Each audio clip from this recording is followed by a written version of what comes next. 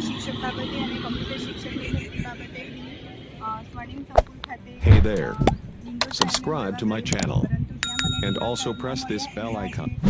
પીએ હતા પીએસ પટેલ સાહેબ એમને મળી અને કાયમી શિક્ષક અને કમ્પ્યુટર શિક્ષક બાબતે રજૂઆત કરી ત્યારે એમને કીધું કે સારું અમે સાહેબને આપના વતી રજૂઆત કરીશું. તે બાદ હું વિધાનસભા આવી અને ત્યાં આવીને હું બિંદલ સાહેબને મળી તો બિંદલ સાહેબે એમ કીધું કે સારું અમે કરીશું. મારી વાત સાંભળી અને એમ કહ્યું કે કરીશું. પછી હું રાજ્યકક્ષાના આપણા જે પ્રફુલ પાનસેરિયા સાહેબ છે એમને મળી અને આપણી રજૂઆત કરી ત્યારે કાયમી શિક્ષકની અને કમ્પ્યુટર શિક્ષકની રજૂઆત કરી ત્યારે એમને એમ જ કીધું કે હા કરીશું, વિચારણા ચાલે જ છે.